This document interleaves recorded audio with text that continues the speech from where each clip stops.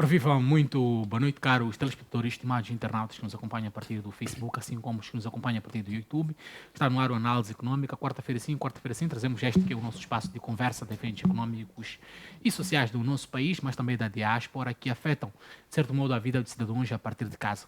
Hoje, não sendo diferente, vamos abordar duas frentes. Em primeiro lugar, vamos falar da lucratividade das empresas públicas, em particular da HCB. A HCB, que contribuiu com 3,6 bilhões de meticais no primeiro semestre do ano 2023. Refiro-me de janeiro a junho, esta empresa contribuiu com 3,6 mil milhões de meticais para o orçamento do Estado. Vamos tentar buscar quais são os elementos que levam primeiro a HCB a ter esse nível de lucratividade e até que ponto o setor empresarial do Estado pode contribuir para a maior eficiência do orçamento do Estado. Orçamento do Estado este que é, na sua maioria, deficitário. Vamos também no programa de hoje falar sobre as relações comerciais entre Moçambique e maior parte dos países da África. E vamos falar disto porque o ministro dos Transportes e Comunicação, Mateus Magala, está em Eswatini e as relações comerciais entre esses dois países mostram-se bastante ínfimas em relação ao resto do mundo. Então vamos tentar ver o porquê de Moçambique não realizar relações comerciais com os seus países circunvizinhos, já esta necessidade de haver um comércio intra-africano mesmo diante da abertura das fronteiras para a maior parte dos países africanos. Como é habitual, temos nossos convidados, do meu lado esquerdo, o Gil, a quem aproveito para cumprimentar e desejar boas-vindas ao programa. Gil, boa noite, seja bem-vindo. Boa noite, obrigado pelo convite.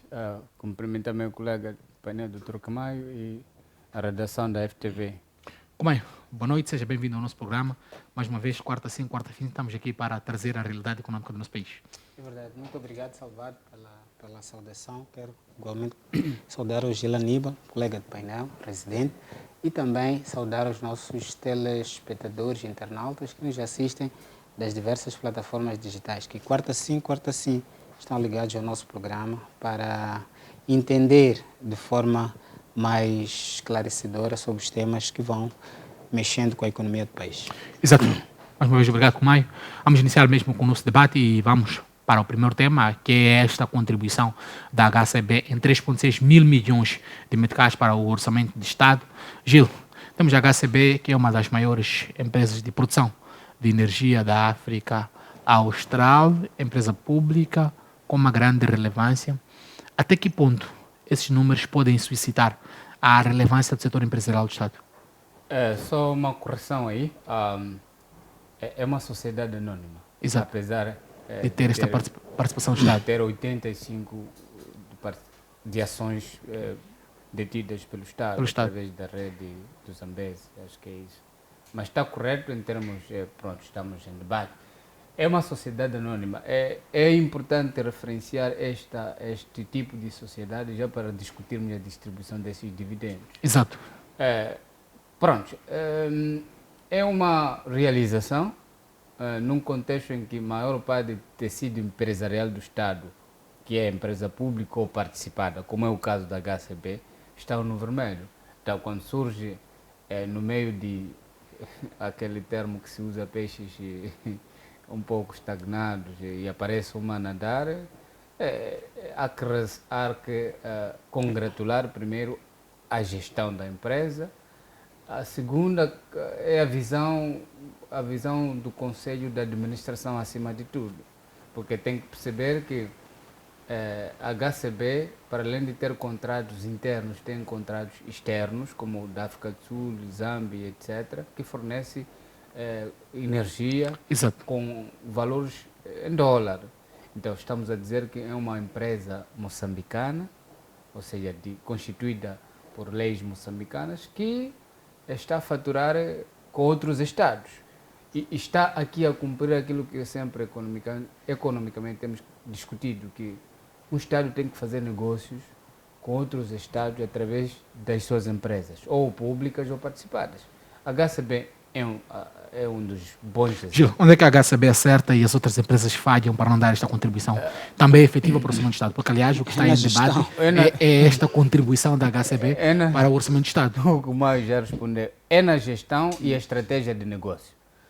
Internamente, nós sabemos que a maior parte de tarifas de serviços ou bens e serviços de empresas públicas ou participadas são valores bonificados, são valores sociais. A própria EDM pode confirmar isso, pratica valores sociais na distribuição de energia. Ou seja, há quem até diz que compra muito caro e vende barato e o Estado participa a parte social. Exato. Então, não é uma equação muito bem funcional. Quando uma empresa moçambicana ou pública ou participada tem um foco principal a provisão de serviços sociais e ainda não tem a visão de internacionalizar-se. Então, a HCB internacionalizou-se já há bastante tempo e está a gerar grandes lucros e tem a dimensão de expansão. Parece que já foi aprovado um investimento de cerca de 20 milhões de dólares aliás, para investir. Mesmo o PCA falou da estratégia de diversificação da matriz energética da própria exatamente. HCB Então, HCB até 2033. Então, a HCB está com uma visão muito inovadora e graças mesmo à dimensão e pragmatismo do próprio Conselho de Administração. Entretanto, os lucros anunciados não são, vamos assim dizer, diretamente proporcionais àquilo que é a distribuição de dividendos. Porque quando uma empresa gera lucros, o acionista espera receber para aliviar as suas contas, as suas despesas. Exato. Sabemos que a HCB está com uma necessidade de grande investimento para expandir o seu negócio, o que é bom, porque neste momento tem que fornecer internamente. Vamos falar deste trade-off entre a escolha de dividir os lucros e, do outro lado, também o investimento que a empresa precisa. Correr. E ainda nesse investimento, ainda havia dívida pública. Aliás, não sei se não é dívida pública, mas é um endividamento que tem que ser garantido pelo Estado. Tem que ter aval. Exato. Isso é através da banca, banca comercial. Falava que a diferenciação entre a HCB e as outras empresas é o problema de gestão. Mas de forma efetiva, qual é a diferença exata entre a HCB, que está a gerar esses lucros, aliás, e está a contribuir de forma efetiva para o orçamento do Estado, e as outras empresas que, de certo modo, têm sido um fardo? Aliás, na última semana, a maior discussão a nível da imprensa nacional é a questão das linhas aéreas de Moçambique, que durante muito tempo foi carregada às costas do IGEP e agora descobrimos estas fraudes por detrás de fraudes. Bom, eu já tive a oportunidade de fazer um training a nível da HCB, da HCB não, de alguns funcionários da HCB. Um dos diferenciais da HCB são ações de formação. É um dos primeiros pontos. A HCB investe muito em formação, por dois aspectos. Por eles estarem integrados ao Interland, tem que estar ajustados às normalizações internacionais. Eles investem no seu pessoal a nível de formação. A maior vantagem competitiva que uma empresa pode ter é a formação. 2. O setor de energias tem um compliance que deve ser seguido à risca. Rigorosamente seguido. São compliances com padrões internacionais. E a HCB tem que se ajustar a estes compliances com padrões internacionais. Ou seja, estamos a falar de que é uma empresa que é moçambicana, mas com uma roupagem com padrões internacionais, que tem lá, está agregada a valores como a questão da transparência, estão agregados valores como a questão da prestação de contas, feedback, a formação e por aí em diante, como eu estou a explicar. Então, este é que é o diferencial competitivo. Esta é que é a diferença entre a HCB. O que faz com que haja falta de audácia dos outros gestores para que sigam por este padrão? Por uma razão simples, é que as outras empresas públicas, elas prestam um serviço ao Estado. Não estão atreladas ou não estão condicionadas aos outros players que obrigam que elas estejam ajustadas a padrões internacionais. O core business das outras empresas não permite que, de certo modo, essas também verguem por esta internacionalização? Já vou falar... A dimensão das empresas. O que acontece é que nós temos aqui uma situação... Uma vez eu até estava a comentar isso, estava a comentar num desses cafés, que um dos grandes problemas que nós temos no nosso país é que nós temos alguns pelouros que, sob o ponto de vista direto, não produzem receita. Os outros pelouros é que têm que produzir receita para dar suporte. Exato. Isto faz com que o quê? Que aqueles que, do seu ponto de vista direto, não trazem receita para o Estado, mas o Estado tem que absorver valores por meio das outras entidades como o CFM, como o HCB, EMOSE, por aí em diante, que é para poder suprir a necessidade dos outros setores. Exato. Estes é como se estivessem a sobrecarregar a máquina administrativa. Este é que é o diferencial competitivo. Nós estamos perante uma HCB que é autossuficiente, em detrimento de outros ministérios que não são autossuficientes. Fazendo com que haja uma sobrecarga, de certo modo. Sempre vai haver uma sobrecarga. Então, o que tem que acontecer aqui, em termos de roupagem, tem que se identificar aqui um instrumento que estes mesmos ministérios sejam autossuficientes, consigam produzir fontes de receitas autónomas. Então, aí já tem que se mudar um modelo de negócio. Voltamos para aquilo que sempre falamos com o Gil, as parcerias público-privadas. Ou seja, temos que ter a capacidade em que um ministério tem que ir buscar, dentro daquilo que é a sua estrutura, da sua legislação, e acima de tudo já tem a vantagem de ser uma empresa pública, ir buscar um parceiro para potencializar ou identificar um certo tipo de negócio. Voltamos aos outros modelos antigos de governação, em que, quando houve a questão das austeridades, houve uma necessidade de unificar os ministérios como uma forma de reduzir o despesismo. Exato. Unificar os ministérios e reduzir o despesismo vai permitir que haja menos ministérios, uma estrutura mais coesa e menos sobrecarga da máquina administrativa. Este papel do IGEP já não faz, porque o IGEP agrega quase todas as empresas com participação do Estado e talvez já gere esse equilíbrio. Mas, Gil, falava de investimento e divisão de lucros, de certo modo. É uma decisão acertada neste momento fazer a distribuição destes lucros por parte da HCB, diante dos desafios que tem esta necessidade de dimensionalismo, da nova estratégia para diversificar a matriz energética? Faz sentido, de um lado, distribuir os lucros, do outro lado, ir buscar por investimento junto da banca? Eu penso que sim, porque o ir buscar investimento na banca também faz parte do negócio. Do cash flow. O cash flow tem que a autossuficiência não significa não ter que ir à banca para endividamento. Apesar do endividamento, mas é preciso honrar os compromissos com os acionistas, que é uma das cláusulas. Quando uma empresa gera lucros, tem que distribuir dividendos aos seus acionistas. É por esta razão que a empresa torna-se atrativa no mercado de valores. Porque uma empresa que gera lucro depois leva todo o lucro para investimento, então fica menos atrativa para quem quer investir em ações. Então, uma das boas práticas de transparência é essa: gerou lucro, aprova-se em Assembleia Geral um valor simbólico para distribuir para os acionistas, que são os tais dividendos. Agora, por que não é linear? É que primeiro temos que ver como é que é a estrutura acionista da HCB. Neste momento estamos a falar de 85% detida por, acho que Rede Nacional ou de Zambeze, que é o braço do Estado. Exato. Depois aparece a Rede Nacional Elétrica de Portugal, com 7,5%. Depois aparece um grupo de cidadãos, empresas e outros. Tem umas holdings ali também. Que andaram ali a comprar ações há 4 anos. Não, há 2, não é? 2, 3 anos. Com 4%.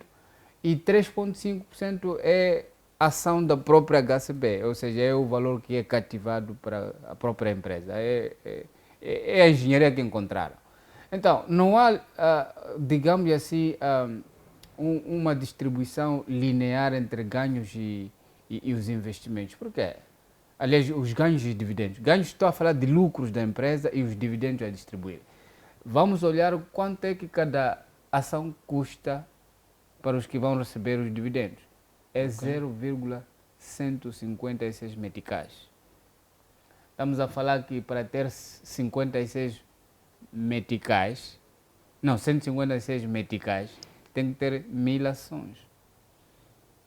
Então, esses 1000 ações, vamos já olhar para a questão dos 4% que são disputados entre cidadãos individuais, coletivas, empresas. Dentro das mil. Das mil então, estamos a dizer que aquele irmão que comprou ações via BCM, né, há 2, 3 anos, porque estavam abertas ao público, este irmão é provável que venha a receber entre 50 meticais ou 100 meticais. Se tiver comprado, por exemplo, vamos assim dizer, 500 ações, né, ou 1000 ações. Se comprou 1000 ações, então tem que esperar na sua conta 156. É só uma matemática simples, 0,156 vezes 1000. Exato. O resultado é esse, é 156 meticais. Então, esse é o valor que cada um vai receber nesse grupo. O que significa que do investimento no final do dia, feito, não é? O investimento que este cidadão fez para comprar ações na HCB, mesmo em 10 anos, pode não recuperar. Estamos a falar, por exemplo, alguém que gastou 10 ou 20 mil meticais para comprar ações. Precisa de quanto tempo a receber 156 meticais para recuperar o investimento? É uma vida. O que se vê que os benefícios vão mais para o governo ou para um grupo de acionistas em relação para os outros? Esse aqui é o termo correto. O grupo que vai se beneficiar nesses dividendos é da série B, que vai também estar sujeita aos impostos como o IRPS, IRPC, etc. Que está aí o grupo da parte de 85%, dos 7,5%, mas os 4%, que é um grupo maioritário, singular e coletivo, e a própria HCB não vai naturalmente ganhar lá grande coisa. Este aqui é o paradigma que eu penso que é preciso no futuro repensar-se como é que pode se dividir ou reformular naturalmente a abordagem de dividendos. Porque eu acho que pela estrutura acionista 0,156 aprovados em maio para a distribuição desses dividendos, no final é frustrante receber na sua conta 156 meticais de uma HCB. Então, eu acho, pela dimensão. A dimensão e a estrutura da HCB, de certo modo. Espera-se uma grande coisa. Obviamente, espera-se. Até quando alguém diz em café, eu sou acionista da HCB. E depois recebe na sua conta 150 meticais. 150 meticais. Na melhor das hipóteses. Na melhor das hipóteses. Se calhar até pode receber 50 meticais. Então, até há quem brincava que esses 20 mil ou 25 compraram ações na HCB na altura. Até seria sustentável se tivesse aberto um negócio, como vender crédito, etc., ou vender banana. Até podia ganhar mais do que... Gil está a desincentivar os investidores. É a abordagem. A política de distribuição dos dividendos é que não é lá grande coisa benéfica para um grupo de acionistas. Porque ali temos grupos A, B, C. Os Bs é que vão naturalmente ficar muito beneficiados dessa distribuição de 3,6 bilhões de meticais. O restante naturalmente não vai lá ter grande coisa. Entretanto, só para terminar, eu acho que esta é a via mais sustentável de atrair não só investidores nacionais, mas também internacionais. A título de exemplo agora é a HCB. Nos petróleos tivemos recentemente a CMH, que também declarou um ganho significativo e vai distribuir naturalmente dividendos.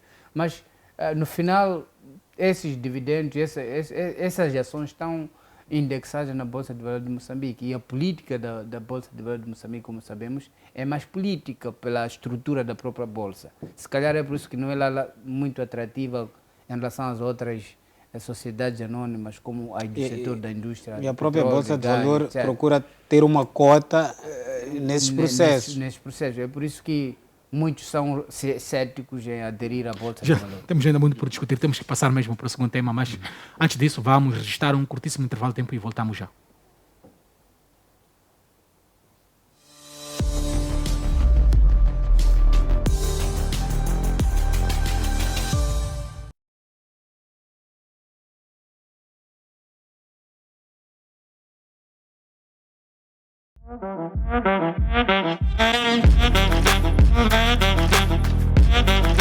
Lavandaria Moiasca, Especializada em lavagem industrial e retalho, oferecemos soluções de lavagem para cada tipo de tecido.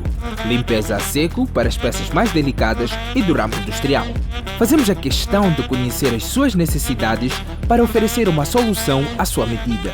A nossa experiência e dedicação, aliadas à mais alta tecnologia, é o que garante uma limpeza de qualidade e conservação da sua roupa por mais tempo. Temos o serviço de costura para itens danificados. E pensando no seu conforto, para grandes quantidades, fazemos entrega ao domicílio grátis. Lavandaria Moyasca. O nosso trabalho é facilitar a sua vida.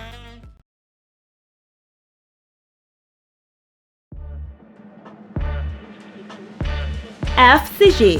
Produzimos uniformes, brindes corporativos para fidelização dos seus clientes, divulgação da sua marca e seus produtos. Adira aos nossos serviços e faça com que o seu cliente tenha convívio no dia a dia com sua marca. Produzimos uniformes executivos e industriais, marcadores de páginas, calendários, chaveiros, blocos de notas, agendas, bolsas, sacolas, xícaras e canecas personalizadas. FCG, tornando sua marca memorável.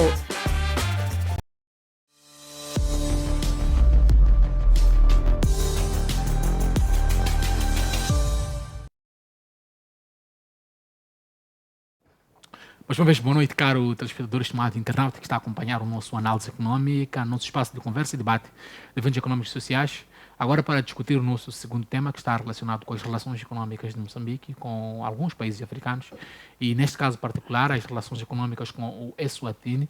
Este tema enquadra-se na visita do ministro de Transportes e Comunicação, Mateus Magala, para aquele país, a qual confirmou esta baixa relação de investimento entre Moçambique e Eswatini, apesar das boas relações entre os dois países. Gil, inicio exatamente consigo mesmo. Já discutimos aqui sobre as relações de Moçambique e os demais países africanos num contexto da abertura das fronteiras e agora confirmamos com a questão do Eswatini, em que há um baixo nível de investimento e tende a descer este investimento entre Moçambique e Eswatini. Quais podem ser os principais elementos que levantamos para esta fraca relação comercial, pese embora diplomática boa, entre os países africanos, em particular os da região da SADC e talvez exatamente neste, o Eswatini? Bom, nós primeiro temos aqui a questão de... há mais de 20 ou 30 anos se fala da questão da integração regional. Para quem já viveu na Europa, consegue perceber que as fronteiras é apenas uma linha. É uma linha. Estás em França, queres ir a Luxemburgo, é uma linha. Exato. Não é aquele aparato tudo. Esta é a primeira barreira que tem que se desfazer. Esta é a primeira barreira, é o primeiro caminho. Indo à sua questão. Dos fatores que contribui que haja pouca interação num comércio livre entre Moçambique e Eswatini, eu, na minha opinião, olho dois grandes vilões, assim é que é. Temos uma barreira cultural e temos uma barreira diplomática. Exato. Quando eu falo da barreira cultural, olho para aquilo, o Eswatini é uma monarquia. E nós como Moçambique, é um Estado livre de direito. Logo, essas duas barreiras culturais e diplomáticas, há políticas aqui que no final do dia não se encontram.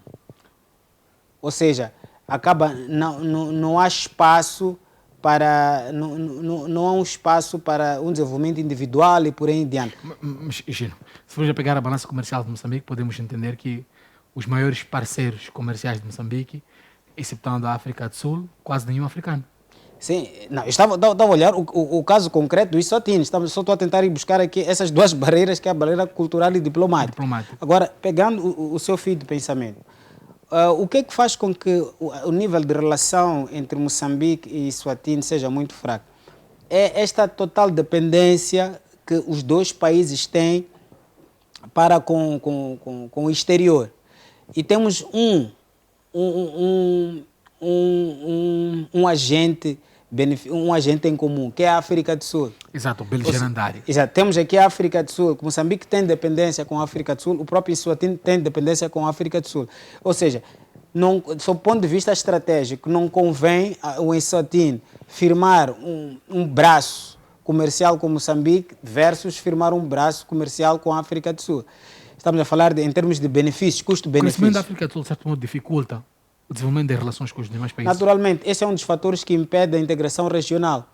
É um dos fatores que impede a integração regional, porque o nível de desenvolvimento socioeconômico, desenvolvimento humano é desigual nos países da SADC. Imagino, quando a Europa uniu-se, existiam grandes países dentro da Europa, a Inglaterra, a Alemanha, apesar da existência de Portugal e alguns Houve uma países. injeção do FMI para a Grécia e Portugal, que era para poderem estar ao nível da moeda única, porque eles não tinham reservas suficientes para poder aderir à moeda única, que foi a reserva exigida pelo Banco Central Europeu, para além da questão da moeda única. Então, houve uma injeção do próprio FMI para Portugal e Grécia, tanto que depois houve quando o FMI começou a querer cobrar o que devia, a Grécia entrou naquele colapso, não é? Então, esta questão aqui da fraca relação comercial entre Moçambique e Eswatini, temos o primeiro problema é a dependência dos dois países pela África do Sul e os demais players a nível internacional. Outro problema que nós temos aqui é a questão do serviço da dívida, não é? São países que por si só têm um nível de endividamento muito alto. Outro problema que nós encontramos aqui é a questão das barreiras aduaneiras. Eu sempre digo em alguns cafés que o fato de usarmos moedas completamente diferentes, veja que, por exemplo, o próprio Malanguém, né? O Eswatini usa o Malanguém, o Malanguém e o Metical em si não estão valorizados a nível regional.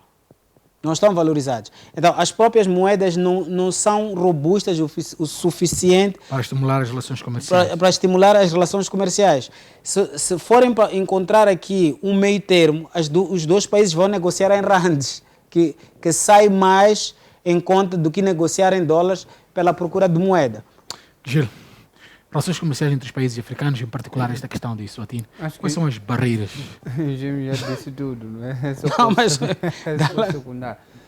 Para além de questões diplomáticas, culturais que acabou de mencionar, e ainda foi já na política monetária e depois política econômica, há um fator aí importante, que é a conectocracia. Como é que esses estados estão conectados? Linhas ferroviárias, por exemplo, como é que estão?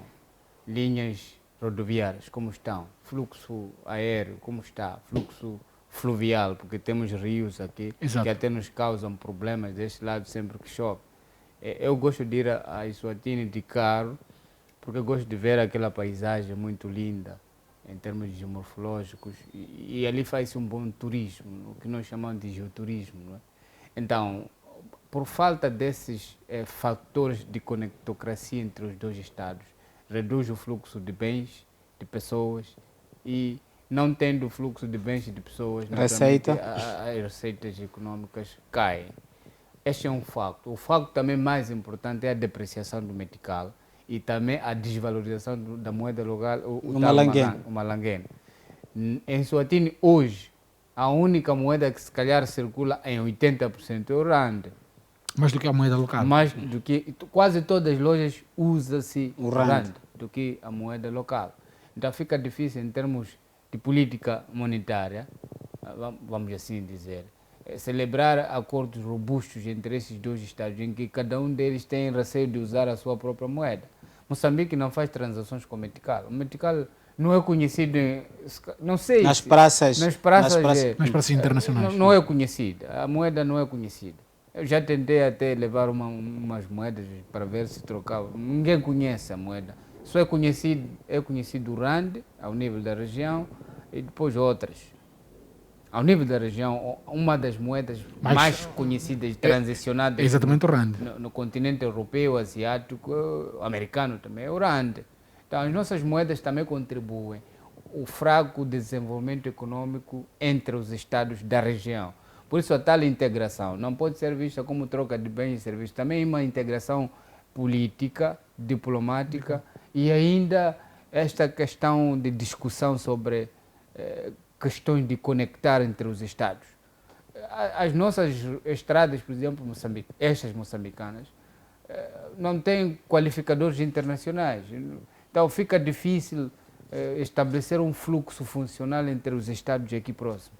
Por um lado. Por outro é que também o Eswatini é um país, é um reino, vamos assim dizer, que a sua geologia é mais montanhosa, vamos assim dizer, que devia ser um mercado de muita coisa que Moçambique tem para vender, como é o caso de produtos agrícolas, não é? Eswatini não tem muita terra fértil para produzir. Para produção, mas Moçambique tem quase mais de 500, sei lá. Mas o crescimento da África do Sul não dificulta esta possibilidade de Moçambique migrar ou consumir aquele mercado? Já disse um dos maiores problemas, que é a dependência dos dois diretamente da África do Sul. Na África do Sul, ou seja, só para contextualizar, Eswatini é um reino que está dentro de um país, África do Sul. Então, é um reino engolido pela economia sul-africana e é muito dependente da África do Sul, inclusive até a própria moeda. Então, nós, como Moçambique, temos muito pouco a oferecer, porque nós somos tão industrializados do que a África do Sul. Os dois, incluindo até o Lesoto, até podia fazer parte deste debate, dependemos da África do Sul. Por isso, faz sentido, sim, em termos de índices de trocas comerciais entre os dois Estados, muito baixos. Enquanto a integração regional não for um facto, a moeda, pelo menos a moeda da SADC não for um facto. Por isso vamos tendo esses problemas. Mas é possível ultrapassar se ao nível de cá, de Moçambique, correr com a exploração das oportunidades que se tem. Oportunidade é quando um país de lá, como por exemplo o Eswatini, não consegue, devido à sua própria estrutura, não conseguir alguns serviços, como por exemplo eu fiz menção, expansão da agricultura, expansão... Moçambique, aliás, tem um grande potencial. Expansão da rede elétrica, Moçambique produz muito. E o Eswatini tem fragilidades. Agora, exatamente, que agora se fala, por exemplo, de déficit energético na África do Sul. Moçambique é um candidato para não só prover energia, incluindo gás natural, na África do Sul, mas também para Eswatini e Lesoto. Então, aqui há uma janela diplomática que deve ser desbloqueada para Moçambique vender aquilo que principalmente o que a África do Sul não tem neste Moçambique momento. Moçambique tem capacidade, potencialidade tem, mas tem capacidade para fornecer? Eu penso que sim, Por exemplo, dizíamos aqui a HCB é uma empresa sustentável, não querendo recuperar o tema, é uma empresa sustentável porque internacionalizou-se. Vende energia para a África do Sul, vende para a Zâmbia, vende para Zimbábue, vende para Botsuana. Então, temos uma NH que também, numa transição energética, onde tem que se abandonar o diesel, o gasóleo, os combustíveis fósseis, carvão, pode, não é, do gás natural, que é uma energia limpa, prover ao reino Eswatini, bem como o Lesoto. Por quê? Porque é um recurso que a África do Sul não tem. E quem tem esse recurso, naturalmente, é Moçambique. Por isso, tem essa janela de oportunidade para incrementar nossas trocas comerciais. Exato. Mas é preciso robustecer a visão da NH para ela internacionalizar-se. Sim. Exato. Gino, vou pedir mesmo que dê os seus pontos finais, porque o tempo corre como nada. Em televisão, tempo e dinheiro. Vou pedir mesmo que dê as suas considerações finais em relação ao tema. Bom, com relação ao programa, o programa está interessante. Contudo, eu só vou mesmo aqui só fazer um comentário com relação ao último tema, que é oportunidade, sim, para nós, como Moçambique, mudarmos o paradigma. O Gil estava aqui a tocar aspectos em que Moçambique tem vantagens comparativas e deve fazer uso dessas mesmas vantagens comparativas. Naturalmente que isto vai exigir uma maior engenharia em termos de capacitação, capacidade de resposta e não só criar-se aqui alguns protocolos comerciais que vão facilitar este intercâmbio. Porque nós temos que sair deste conceito de que nós, como Moçambique, não temos muito a oferecer, só temos para receber e importar. Tem que se começar a potencializar aquilo que é nosso e poder tirar vantagem. Eu acho que o ministro está a tentar, na sua agenda, mudar aquilo que é o cenário. Temos que compreender que é um processo. Os resultados levam o seu tempo, mas virão. Gil, vou pedir também que faça o mesmo, dê os seus pontos finais em relação ao tema. Tem um comboio que vai sair, acho que é dia 21, 22, por aí, dos CFM para o Reino Eswatini. É um comboio turístico. Não sei se os preços são sustentáveis, variam de 24, outros 5, 6. Eu penso que essa é uma linha de teste para se explorar o turismo.